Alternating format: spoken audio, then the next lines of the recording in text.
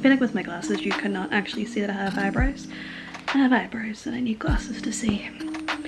Anyway, this is to hold me accountable as a writer, as a reader. This is the start of a new vlog. Where do I even start? Okay, so the goal for today. I have a short story that I want to get off to a little book club slash group. So I'm going to get that off today. And then the next I want to start my edits for draft 5 of, we'll call it Project Beefy. Because the male main character is very beefy, like that guy. I like what I like, okay? And then also I want to plot the new book, which we are calling Project Lukewarm. So hopefully I will get that done by the end of the week. I don't know. I'll see how I get on. I've had one of those weekends where I did not do any writing of the sort. All I really did this weekend was go see Project Hail Mary, which I highly recommend. Oh my gosh. I have never cried in my 22 years. Hell, I'm not there anymore. I've never cried more in my 28 years of living on this earth over a rock. If you know, you know. If you know, you know.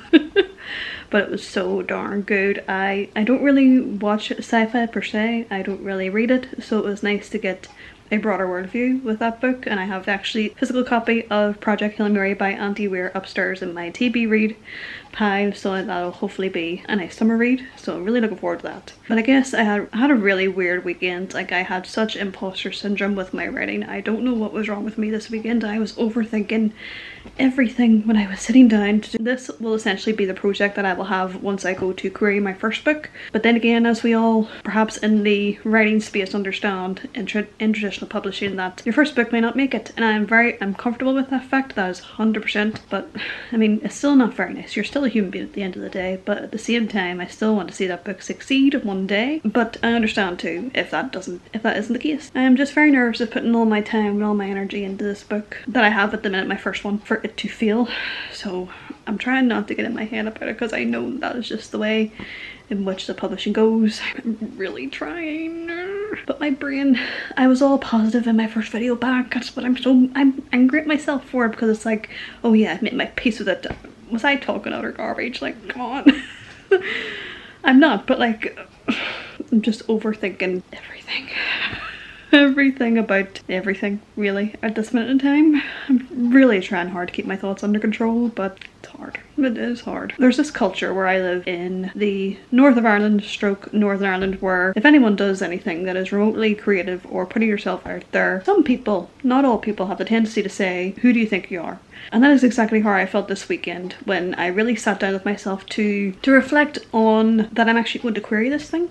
I'm actually going to create a book that I have wrote and that I have spent, I would say now, it'll be about 3 years working on, from it being a very terrible first draft until now where an actual book where it's taken shape, and it's like, okay, this is half decent. And I'm like, okay, well at the minute it's half decent, but I'm hoping to get it better. But it just makes me very nervous, because I know that writing is like burying a part of my soul to someone, and there's only a select few people in my life that read my stuff. To put this on the line on a professional setting with querying and going on that road to find a literary agent, it's going to be very difficult. I'm very prepared for that. I'm prepared for how long it takes. As I have said, one book sticks to the wall, I'm grand. That's happy days. I'm just really thinking to myself now, this is real. Am I wise? Am I actually wise doing something like this when I'm just trying not to have a meltdown. I did a wee bit last night. I did have a wee cry to myself. Oh, but this is just part and parcel of it all. What did I expect getting into this? Like, you'll eventually come to the querying process at some stage, and it's all part of the process. I know from watching the likes of Christy on YouTube up here, seeing that process from her perspective and getting that agent and going through the motions and going through all of the rejections and the requests and everything, I'm very much prepared for that. But I know that fantasy in itself as a genre is very oversaturated, and I know that it comes in cycles, and not that I'm afraid that the fantasy will like die eventually. It's strange, like it'll go into a bit of a lull and maybe it like won't sell very much. Like, that's just the way that I think in terms of that. I know that I have to try. I know that I at least have to owe it to myself to get this book into the hands of someone who will appreciate it, and it will be the right agent, and it will be the right fit for me and the right fit for the book, and someone who is actually excited about the book. I mean, I know it'll get picked apart, like I know that. Like I know that there's always stuff to improve, and I'm very much aware of what I need to do to get the book onto a level where it is shelf ready. So that's kind of where I'm at. I know that I need to do it. I know that I need to try. I know that I need to stop talking about these things and just do it, because you will never know unless you try, but it is very scary to get to that point. You will do what is necessary to get that book to market, and it will be better because of it, and I will learn so much more. That's what I'm telling myself. I'm just trying not to have a wee crash out. So anywho, that is me for today. I will go and finish off the rest of my day, and I'll let you know, hopefully, how I get on with my writing this week. Oh, and I also forgot to, with the reading update as well, I had just finished The Princess Knight by, I think it's Kate Jacobs. I will put the book up here with the author's name. It was a wonderful fantasy book. It is a standalone novel, and it is about a princess who originally was going to be betrothed to a prince in a very powerful kingdom, but the prince actually ends up dumping her. So she goes to his military castle, cashling, whatever you want to call it in Irish. She has to go and prove herself to be a warrior in order to get her man back, but she falls for another character who is his captain, his bodyguard. So it was a really, really good book, I have to say.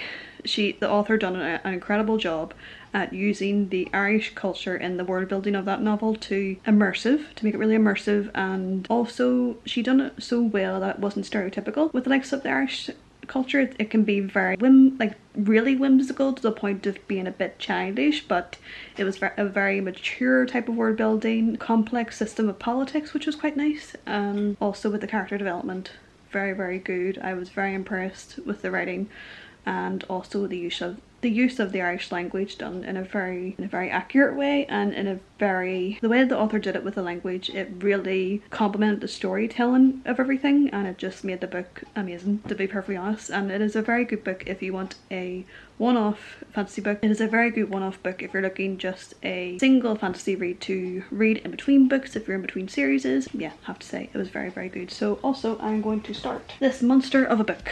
I am going to be starting, I don't know if you can see that right there, Sheen Sparrows by Devaney Perry. I am very excited for this book, I have to say. It has been on my list for a long time. Look how big. Wow, look how big that is. So yeah, I'm going to have a bit of reading time, and I'm going to chill out for half an hour and then get back to it.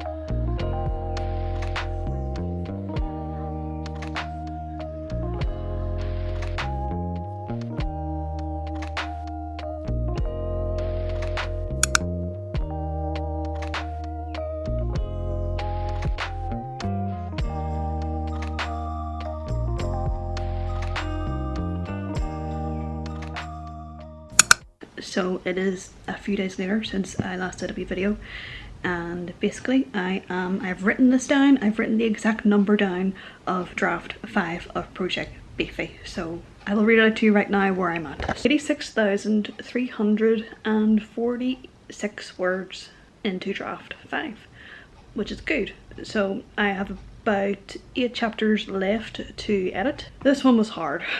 This one was really hard because as a writer you kind of get a wee bit blind, like your own mistakes. So I suppose during this process of editing and teaching myself how to edit properly, to get my structure right, to get my grammar right, everything that I make mistakes on, like sentence structure and just little bits and pieces, and you know, trying to like improve your overall writing style and your prose.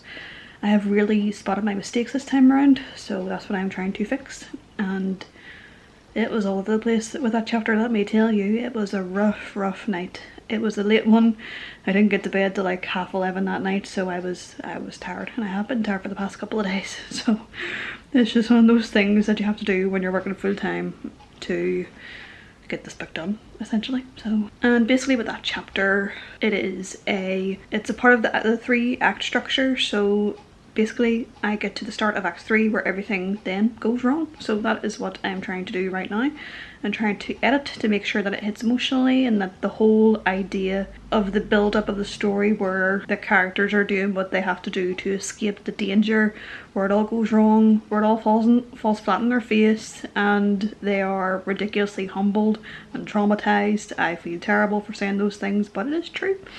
It is true. Like, stuff just happens in fantasy novels where it is not easy for the characters, but it is a realistic take, and it has to be like, they have to make mistakes and they have to be nuanced and they have to have flaws and they have to just make those mistakes and to learn from them, as we humans do. I'm tired today. And over the next few days I will hopefully be finishing up draft 5, and then I'll maybe take a break from draft 5 of Project Beefy to work on Project Lukewarm, to do a bit of plotting and to really teach myself how to plot better and how to make sure things hit emotionally, and to hit all those story beats, and to make sure I'm hitting everything with plot lines on where it stands on the 3-act structure. I have a whole template for myself. I've been very, very diligent this time around to learn from my mistakes of draft the 5 drafts of Project Beefy, where I had to rewrite a lot of it, do a lot of foundational work and cuts and everything. So that is what I'm trying to avoid in my future books. Obviously things can be improved upon, but I think I just want to make sure that I know what I'm doing going forward. So that's what we're doing, and I'm tired and I could really use a nap. I really could, but anyway, I'll hopefully have a bit more to update you guys on later on.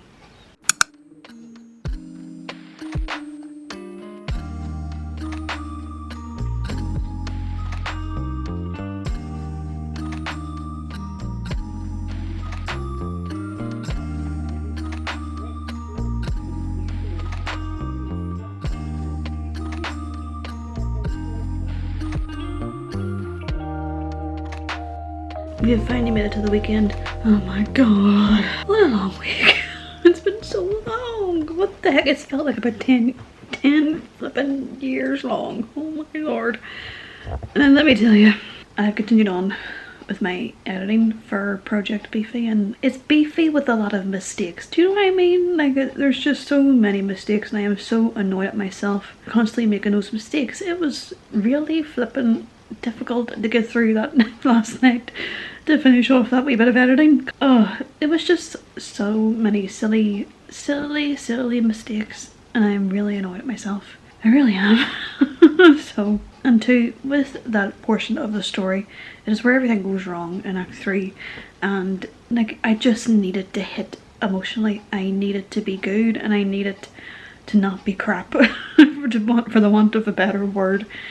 It makes me so anxious in a way to look at my draft as it stands, where I'm constantly thinking in my head, is this good enough? Is an agent going to like this? Is it like a near perfect draft where the agent can look at it and say, yes, I want that one? And I'm like, I don't know. So that's when I have to do more edits. I don't want to do edits for the sake of doing them. It needs to be good, and I'm such a perfectionist where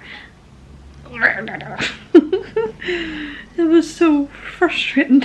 And two, like, especially with the characters, with the princess character in this story, I don't even know what to say, but like, it is definitely mirroring my own, where I'm like, can I do this? I'm really struggling hard with the imposter syndrome of it all. And I think too, really this week I'll probably fill you in on the next vlog next month, that there's been a lot of life changes in the past couple of days, and it's wonderful. It's really good news. I'll fill you in when I can. Oh my gosh, like, it's just been a lot of big feelings, and I just really need to cope.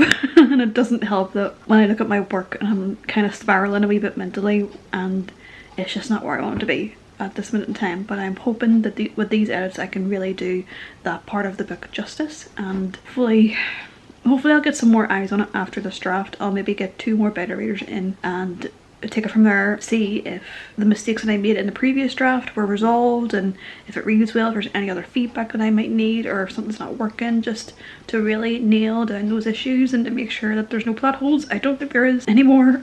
I hope. And then too, I've been trying to keep myself accountable with this video stuff. Like, I haven't even looked at the Project Licorn at all, so I'm hoping that I can at least take a wee break from editing Project Beefy, and then I can just do a bit of outlining. I don't know if it's gonna happen because the edits have been so intense and they have been so deep and gritty and nitpicky for me. I just need to get the right words in the sentences, and how can I say things better, and how can I structure it better, how can I get the pacing right, is my sentence like varied for each of the paragraphs. Like, it's just a lot going on in my head at the minute. But on the bright side, I have begun to make a bit of content actually for Project Licorn for my Instagram. I'll put a wee sneak peek up here for you that you can have a wee look, because you know me, I'm a visual person. I like a wee mood board, I like a little character board, so I did a wee aesthetic Pinterest style board thing, and you can have a look, and that kind of gives you a feel of what the new book feels like. It's very different to I was nearly going to say the name of the book. I wonder, let's slip. But it's very different to the Project Beefy, where I would say it's a lot more like a foresty type of vibe, whereas this is more city and everything. So like, hopefully one day you'll get the full pictures of what I'm talking about, and then you'll be able to see. But yeah, that's where I'm at.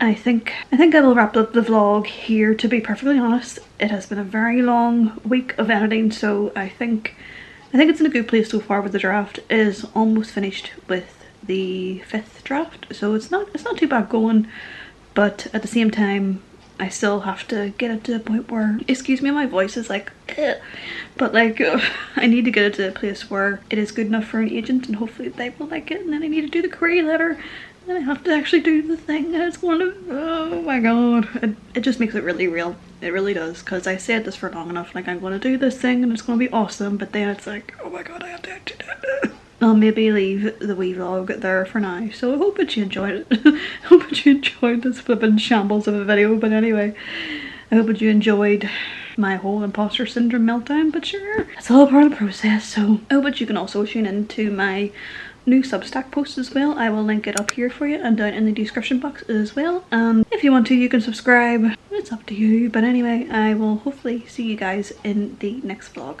Bye.